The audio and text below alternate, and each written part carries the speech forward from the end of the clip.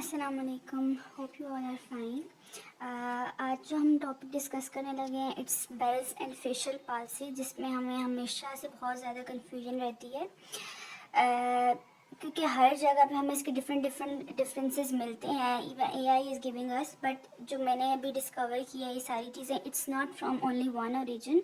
Basically I searched for this topic from different websites, from the AI, Google and books, and the coming in and the recent researches. So it's based on all of these. So the bells and the facial both are basically weakness and paralysis of facial nerve को ही represent कर रहे होते हैं, but they significantly differ in their cause, in their diagnosis, in their treatment and in their prognosis as well. So what causes the Bell's palsy, उस सब के लिए हमें पहले से एक ये छोटी सी डायग्राम को अगर हम समझ जाएंगे तो हमें ये ओवरऑल पूरा सिनेरियो समझ आ जाएगा। So okay, so what I draw, मे भी इतनी अच्छी ड्राइंग नहीं होगी, but for understanding, it's brain stem, and it's affecting the muscles of the face and it's the whole body, and whole body पे इसका क्या इफेक्ट आता है। सो बेल्स में क्या होता है, कॉर्टिक्स है, ये हमारे पास कॉर्टिकल न्यूक्लियस आ जाता है। देन उसके बाद ब्रेन स्टेम के में फेशियल न्यूक्लियस पड़ा होता है हमारे पास, पॉन्स में इंफ्रापोंटाइन, एंड देन उसके बाद फेस को कैसे इन्वॉल्व करता है वो। कॉर्टिक्स में जब ये करता है ना, हमारे पास सुप्रा न्यूक्लियर लेयन नहीं होगी बेल्स में, क्योंकि हम बेल्स को हमेशा लोअर मोटर न्यूरॉन क्यों कहते हैं, क्योंकि उसमें जो लेयन होती है हमेशा कॉर्टेक्स से नीचे आके उस लेवल पे होती है जो कि इंफ्रा न्यूक्लियर लेवल होता है, जो कि कॉर्टेक्स आ गया। कॉर्टेक्स में हमारे पास जो फाइबर्स हैं, हमारे पास फेशियल नर्व का ऑब्वियसली एक नर्व बनेगी, उसके ऊपर से ट्रैक्ट्स हैं ये, ठीक है। जो बेल्स पाल्सी है ना, ये हमारे पास या तो फेशियल नर्व के न्यूक्लियस को, या जो फेशियल नर्व का ट्रैक्ट है, ये न्यूक्लियस के बाद उसका ट्रैक्ट बन रहा है। फेशियल नर्व का न्यूक्लियस पड़ा है ब्रेन स्टेम में, उससे ऊपर का लेवल आ जाता है जो कि कॉर्टेक्स की तरफ वो फाइबर्स जाएंगे, ठीक है। वो ये हैं जो कि हमारे पास फेशियल में आएगा, लाइक दिस। कॉर्टेक्स है, यहाँ पे अगर सुप्रा न्यूक्लियर लेयन हुई है, न्यूक्लियस यहाँ पड़ा है, सुप्रा न्यूक्लियस क्यों कह रहे हैं, यहाँ से इस न्यूक्लियर लेवल के ऊपर की लेयन है। तो हमारे पास जब भी लेयन होगी इस ट्रैक की जाके, फॉर एग्जांपल ये कॉर्टेक्स और इस न्यूक्लियस या इसके दरम्यान में, या जो ये ट्रैक्ट है इस सब की या इस न्यूक्लियस की, ठीक है। और बेल्स कब होगा, जब हमारे पास ये जो न्यूक्लियस का लेवल है पॉन्स के लेवल पे, इंफ्रा यहाँ से लेके इस न्यूक्लियर की या तो हो लेयन या इस फेशियल नर्व की हो lesion. Okay, so what is facial, जब हमारे पास लेयन होगी कॉर्टेक्स के लेवल पे, that is supra nuclear lesion, and bells when there is the lesion at the level of facial nerve का nucleus that is in the brain stem और the facial nerve itself, इसकी lesion होगी तो हमारे पास ये सारा आएगा। अब हम बात करते हैं फेशियल में फेस की इन्वॉल्वमेंट कहाँ कहाँ आती है। फॉर एग्जाम्पल बेल्स में आप देख रहे हैं पूरा whole side of the face involve हुआ है सेम साइड की लेयन का, इस साइड की ही लेयन है, ठीक है, उसी साइड का फेस है और होल फेस की इन्वॉल्वमेंट है, ठीक है। और जो फेशियल है इसमें आपके पास लेयन तो इस साइड की हुई है, फॉर एग्जांपल ये लेफ्ट है, ये राइट है। सो इसमें क्या होता है, लेफ्ट साइड की अगर लेयन हुई है तो राइट साइड का infra lower portion of the face है उसकी इन्वॉल्वमेंट आएगी। क्यों लोअर है, सिर्फ अपर इसमें क्यों नहीं इन्वॉल्व हो रहा है, क्योंकि इसमें जो क्या होता है हमारे पास जो अदर फाइबर्स हैं यहाँ पे, वो इस चीज़ को या ये ऊपर वाले पोर्शन को, upper portion of the face के फाइबर्स को या उसकी स्टिमुलेशन, उसको इनर्वेशन को इंटैक्ट रख रहे हैं, ठीक है। Some fibers from the same side, जो है इस साइड की जो फाइबर्स हैं हमारे पास सेम साइड की, वो इसको, इसकी स्टिमुलेशन को या इसकी इनर्वेशन को प्रिजर्व रख रहे हैं। लेकिन जो इसका लेवल बनता है, क्योंकि ये लेयन इस लेवल की है जहाँ पे पूरी नर्व इन्वॉल्वमेंट होती है उस साइड की, इसमें इसलिए यहाँ पे कोई भी प्रिजर्वेशन नहीं रहती है, ठीक है। इसके तो लेवल किया, क्योंकि ये डिकसेशन से बात की है, इसमें होल सारे फाइबर का, पूरी नर्व का ही डैमेज हो जाएगा, क्योंकि ये डिकसेशन के बाद जो होल नर्व निकल के बनी है हमारे पास, वो उस लेवल पे आके इंजरी आ रही है। और ये क्या है कि यहाँ पे डिकसेशन से पहले ही सारी लेयन आ गई है, और उसके बाद जो फाइबर्स हैं हमारे पास ऑपोजिट साइड के, तो ठीक है ना, कुछ फाइबर्स, ठीक है, जो सेम साइड वाली इन्वॉल्वमेंट है वो इस चीज़ को प्रिजर्व रख रही है, ठीक है। सो इसमें आप और हेमीप्लेजिया की अगर बात करें, इन दोनों केसेस में आपके पास हेमीप्लेजिक कंडीशंस आ सकती हैं। फॉर एग्जांपल फेशियल में तो आएंगी अगर स्ट्रोक कॉज है, ठीक है। बेल्स में भी आ सकती हैं but they are not mandatory, और ऐसा नहीं है कि आनी ही आनी है। मोस्टली इसमें फेस की भी आएंगी, लेकिन अगर हेमीप्लेजिक कंडीशंस आएंगी तो हमारे पास इसमें हेमीप्लेजिया क्रॉस्ड होगा, ठीक है। लाइक लेयन सेम साइड की है, इसको मैंने थोड़ा सा यहाँ पे आप लोगों के लिए वो करके रखा है, सेम साइड की लेयन होगी तो सेम साइड का फेस इन्वॉल्वमेंट है, लेकिन उसमें जो हेमीप्लेजिया होगा that is crossed hemiplegia, crossed hemiplegia, ठीक है। और जो यहाँ पे फेशियल है इसमें लेयन ऑपोजिट है, फेस सॉरी फॉर एग्जांपल जो लेयन है वो लेफ्ट साइड की है तो फेशियल इन्वॉल्वमेंट राइट साइड की आएगी, और हेमीप्लेजिया भी उसी साइड का आएगा, ठीक है। ये होल इन सारी चीज़ों का एक कह लें समरी है। Same side Leyen same side face but crossed hemiplegia, okay. और यहाँ पे क्या है हमारे पास, अगर लेयन इस साइड के है तो opposite side face involvement and opposite side hemiplegia, okay. अब हम इसको डिटेल थोड़ा सा डिस्कस कर लेते हैं। मैंने इसको थोड़ा सा इस तरह से समराइज किया है डिफरेंस में, ताकि आप लोगों को याद करें, टेस्ट के लिए भी इजी हो जाएगा जस्ट अगर आप इसी को प्रिपेयर करें। तो बेल्स इज बेसिकली इडियोपैथिक है, अननोन इसका कॉज है। जो सबसे मेन डिफरेंस अगर आपको कोई पूछे कि बेल्स और फेशियल में क्या है, अगर सरसरी से, क्योंकि आप उसमें तो डायग्राम एक्सप्लेन नहीं कर सकते हो, तो बेल्स क्या है उसका कोई कॉज नहीं है, कोई भी आपको कॉज नहीं है। Although both are the facial nerve involvement but the facial is, इसका स्पेसिफिक कोई कॉज होगा आपके सामने होगा। बेल्स का कोई खास कॉज हमें पता नहीं चलता, ठीक है। आपके पास पेशेंट है, उसको कोई डिटेल हिस्ट्री, कोई इसकी डिजीज नहीं थी, अचानक आया उसका फेस ड्रूपिंग ऑफ फेस हो जाती है, ठीक है। अगर हम उसके कॉजेस की बात करें तो फेशियल नर्व का डैमेज तो है दोनों में ही। अब इसमें कॉज क्या बन जाता है, फॉर एग्जांपल कोई भी इन्फेक्शन होगा, एक अननोन कॉज है, आपको नहीं पता इंटरनली कोई इन्फेक्शन चल रहा है। फॉर एग्जांपल अगर वायरल है तो उसमें हर्पीस सिम्प्लेक्स आ जाता है, एब्स्टिन बार आ जाता है, वेरिसिला जोस्टर वायरस आ जाते हैं, बैक्टीरियल होगा तो बोरेला आ जाएगा।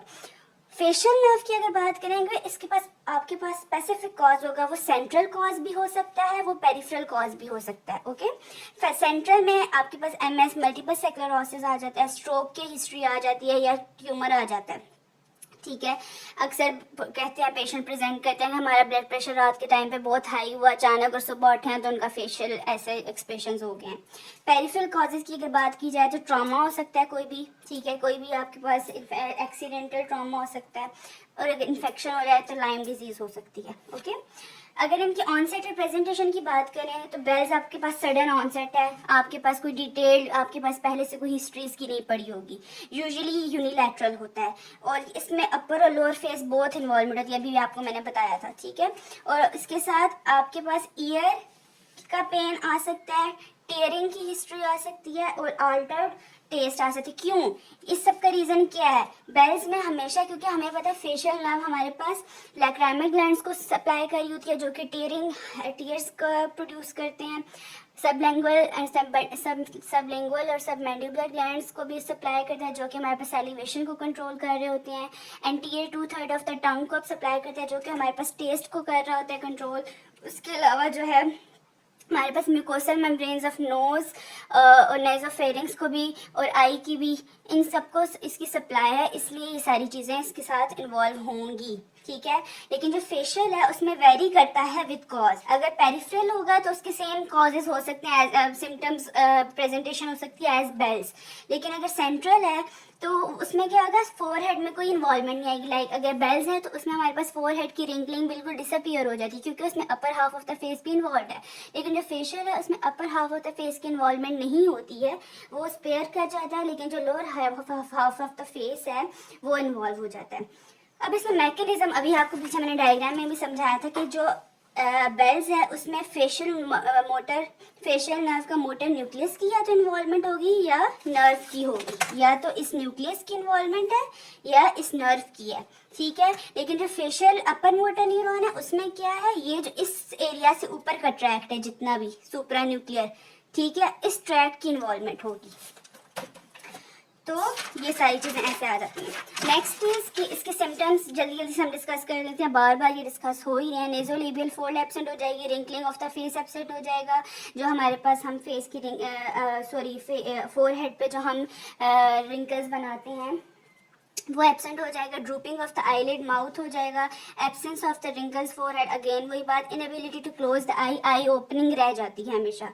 मैंने जब एक बेल्स फिनोमेना होता है, वो क्या है कि ये सबसे पहली प्रेजेंटेशन आप पेशेंट को कहना कि वो अपनी आंख बंद करेंगे। जब अगर वो अपनी आंख बंद करेगा तो जिसको आई बॉल है वो अपवर्ड रोल कर जाएगा, ये इसको बेल्स फिनोमेना कहते हैं। सबसे पहली अगर आपने बेल्स को डिफ्रेंशिएट करना है आईज की इन्वॉल्वमेंट से, ये पता चल जाएगा, इसको बेल्स फिनोमेना कहते हैं। अगर आपको ये भी याद है, ये भी बहुत अच्छी प्रेजेंटेशन है जो आप डिफ्रेंशिएट कर सकते हो। Dryness in the eyes and mouth हो जाएगा, क्योंकि मैंने अभी बताया कि वो आई जो ग्लैंड्स की सप्लाई है उसकी इंटरप्शन हो जाती है अगर फेशियल नर्व का इंजरी हो जाए या इन्फ्लेमेशन हो जाए, तो डैमेज अगर उसका होगा तो हमारे पास ड्राइनेस हो जाएगी, क्योंकि वो सैलिवेशन को और लैक्रिमेशन को कंट्रोल कर रहा होता है फेशियल नर्व। उसके अलावा लॉस ऑफ टेस्ट सेंसेशन, क्योंकि वो एंटीरियर 2/3 ऑफ टंग को भी सप्लाई कर रहा होता है। और हेमीप्लेजिया होगा तो क्रॉस्ड हेमीप्लेजिया होगा। फेशियल की अगर बात की जाए तो उसी तरह नेज़ोलेबियल फोल्ड एब्सेंट हो जाएगी। Drooping of the angle of the mouth हो जाएगी। एक साइड बिल्कुल डाउन है, जो कि अफेक्टेड साइड होगी वो हमेशा डाउन होती है। ओके, जो ठीक साइड होती है वो अपवर्ड लिफ्टेड ही रहती है नॉर्मल पोजिशन में। और ड्रूलिंग ऑफ द स्लाइवा हो जाएगी। Accumulation of food behind the cheeks हो जाएगा। Inability to show teeth properly और inability to blow the cheeks, हवा मुंह के अंदर अगर उनको भरवाएंगे तो वो नहीं भर सकते, ठीक है। और अपने दांत भी खुद अच्छी तरह से वो नहीं दिखा पाएंगे कि वो उनसे वो एक्शन परफॉर्म नहीं, क्योंकि वो बेसिकली फेशियल नर्व के मसल्स का जो एक्सप्रेशन है वो लॉस्ट हो जाएगा। इसीलिए तो इसी कहते हैं हम कि फेशियल नर्व डैमेज होती है। डायग्नोसिस इसका हम कैसे कैसे कर सकते हैं कि बेल्स का सबसे आसान डायग्नोसिस यही है कि अगर आप फेशियल नर्व के जितने भी कॉजेज हैं ना, अगर वो एक्सक्लूड हो जाएंगे ना, डायग्नोसिस ऑफ एक्सक्लूजन हम इसको कहते हैं, अगर उसके सारे कॉजेज एक्सक्लूड हो जाएंगे तो आप कंफर्म कर लेते हो कि इसको ये बेल्स है। फॉर एग्जाम्पल उसको स्ट्रोक नहीं है, उसको ट्रॉमा नहीं है, उसको कोई ट्यूमर की हिस्ट्री नहीं है, तो ये सारी चीज़ें आपको बता रही होती हैं कि ये बेल्स है। और कोई ऐसा न्यूरोलॉजिकल डेफिसिट नहीं है। एमआरआई और सीटी स्कैन इतना ज़्यादा ज़रूरी नहीं है अनलेस कोई आपको खास प्रेजेंटेशन नज़र ना आ रही हो कि फॉर एग्जांपल इसको कोई अपर मोटर न्यूरॉन डिजीज़ हो भी सकती है। ईएमजी स्टडीज़ इस चीज़ को कंफर्म कर लेती हैं। और इसके लिए फेशियल के लिए आपको लैब टेस्ट रिक्वायर्ड होते हैं, क्योंकि देखना होता है कि भाई कोई लाइम डिजीज़ तो नहीं है, और उसके अलावा जो है कोई इन्फेक्शन इंटरनली उस तरह का तो नहीं चल रहा एज़ कम्पेयर टू बेल्स, क्योंकि वो आपका ईयर का इन्फेक्शन हो सकता है, आपके आंख का इन्फेक्शन हो सकता है, वो इसमें आ जाते हैं। सो लैब टेस्ट, उसके अलावा सीटी स्कैन, एमआरआई और ईएमजी स्टडीज़, वो उसी चीज़ को आगे से फर्दरली कंफर्म करने के लिए, स्ट्रोक वगैरह को और ट्यूमर को। ट्रीटमेंट के ऑप्शन अगर देखा जाए ना तो एंटी इन्फ्लेमेटरी ड्रग्स के लिए हम कॉर्टिकोस्टेरॉइड्स देते हैं, प्रेडनिसोन और एंटीवायरल ड्रग्स को साथ में उसके कंपेन करते हैं। बट जो कॉम्बिनेशन है ना एंटीवायरल ड्रग्स का, जिसमें वेलासाइक्लोविर और प्रेडनिसोन एज अ कॉर्टिकोस्टेरॉइड आती है, इन दोनों को जब कॉम्बिनेशन देते हैं ना within start of the onset of the Bell's palsy, ये बहुत इफेक्टिव है बेल्स को कंट्रोल करने में। लाइक विद इन 72 आवर्स अगर आप इनको देते हैं बेल्स के पेशेंट को, तो इसकी रिकवरी बहुत जल्दी हो जाती है। सो इनका कॉम्बिनेशन ज़्यादा इफेक्टिव है एज़ कम्पेयर टू कि आप सिर्फ कॉर्टिकोस्टेरॉइड दें या एंटीवायरल दें। और इसके अलावा physiotherapy is the best option इनके लिए। इसमें हम फिजियो के ऑप्शन में हम क्या क्या करते हैं, ईएमएस इलेक्ट्रिकल मसल स्टिमुलेशन, जो कि हम facial nerve for example face के एरिया में जितने भी मोटर पॉइंट्स हैं हम उनको स्टिमुलेट कर रहे होते हैं इससे, ईएमएस से। फिर इंफ्रारेड रेज हीटिंग के लिए, हीटिंग क्या करती है, मसल्स को रिलैक्स करती है और वो उनको ठीक करने में हेल्प करती है। फेशियल मसाज और एक्सरसाइजेज हम करवाते हैं। फेशियल टैपिंग, इसमें टेपिंग में काइनेसो टेपिंग होती है कि फेशियल मसल्स को स्ट्रेच करके एक ओवर एक्टिविटी से बचाने के लिए हम फेशियल मसल को स्ट्रेच करके उसको टेप कर देते हैं। तो ये भी एक टेक्निक है, बहुत इफेक्टिव है। और पीएनएफ टेक्निक्स आ जाती हैं जो कि फेशियल डिफरेंट मसल्स को स्टिमुलेट करने के लिए होती हैं, परफॉर्म होती हैं। सर्जिकल जो ऑप्शन आ जाता है उसमें डीकम्प्रेशन सर्जरीज होती हैं, जिसमें फेशियल नर्व का प्रेशर है उसको कम किया जाता है, लेकिन ये ऑब्सोलीट हो चुकी हैं, आप यूज़ नहीं होती हैं क्योंकि इसके साइड इफेक्ट्स बहुत ज़्यादा है। लाइक इसमें हेयरिंग लॉस के चांसेस हो जाते हैं, फेशियल नर्व इंजरी के चांसेस बहुत ज़्यादा हैं, इसलिए ये अब ऑब्सोलीट हो चुकी है। लेकिन जो अब प्रेजेंटली चल रही है दैट इज़ प्लास्टिक सर्जरी चल रही है फेशियल। इसके अलावा फेशियल रीएमिनेशन सर्जरीज चल रही हैं, जिसमें आईब्रो लिफ्ट्स आ जाती हैं, आईलिड लिफ्ट आ जाती है, फेशियल इम्प्लांट्स आ जाती हैं, नर्व के ग्राफ्ट्स आ जाती हैं, muscle transposition, different types of surgeries अब आ चुकी हैं। अगर हम बात करें फेशियल को कैसे ट्रीट करना है, तो फेशियल के लिए अंडरलाइन कॉज को ट्रीट करना बहुत ज़रूरी है, ठीक है। ये फेशियल के लिए है, ठीक है। अंडरलाइन कॉज को ट्रीट करना बहुत ज़रूरी है। और फॉर एग्जांपल एंटीबायोटिक्स देंगे अगर लाइम डिजीज़ है, एंटीवायरस देंगे अगर रैम्स हंट डिजीज़, ये भी एक डिजीज़ है जिसमें एंटीवायरस दे देते हैं। और सर्जरी देंगे अगर ट्यूमर्स है, अगर कोई ट्रॉमा है उनके लिए सर्जरी। लाइक इसके लिए क्योंकि हमारे पास एक स्पेसिफिक कॉज है, उस स्पेसिफिक कॉज को हम ट्रीट करेंगे तो हमारे पास इसके ट्रीटमेंट ऑप्शन हमें खुद ब खुद मिल जाएगा। ओके, क्योंकि जो बेल्स है फेशियल है वो तब तक ठीक नहीं होगी जब तक उसका अंडरलाइन कॉज ठीक होगा। अगर हम प्रोग्नोसिस की बात करें तो हमारे पास जो बेल्स है इसका प्रोग्नोसिस बहुत अच्छा है, 70 to 90% फुल रिकवरी हो जाती है with in weeks two months. और इसका अगर अर्ली ट्रीटमेंट मैंने आपको पहले भी बताया स्टेरॉइड से अगर किया जाए, स्टेरॉइड और एंटीवायरल की कॉम्बिनेशन से विद इन 72 आवर्स में अगर आप करेंगे तो उसकी रिकवरी के चांसेस बहुत जल्दी होते हैं। लेकिन जहाँ बात की जाए अगर फेशियल की तो उसकी रिकवरी या उसका प्रोग्नोसिस है डिपेंड्स ऑन द कॉज और द हिस्ट्री। लाइक अगर स्ट्रोक है, स्ट्रोक को अगर जितना स्ट्रोक अफेक्ट कर रहा है आपकी बॉडी को, जितना उसने ब्रेन के पार्ट को अफेक्ट किया हुआ है, जब तक वो नहीं ठीक होगा आपका ये ठीक नहीं हो सकता। Like depends on the stroke की सिवियरिटी कितनी है। अगर कम स्ट्रोक है तो जल्दी रिकवर हो जाएगा, ज़्यादा है प्रोलॉन्ग इसका ट्रीटमेंट चलेगा। ट्रॉमा या ट्यूमर है तो उसकी सर्जरी जब तक कंप्लीट नहीं होगी। और अगर इन्फेक्शन है तो एंटीबायोटिक ट्रीटमेंट जब तक उसकी रिकवरी एंटीबायोटिक्स से नहीं होगी तो रिकवरी पॉसिबल नहीं है। So this is all about the facial and the Bell's policy.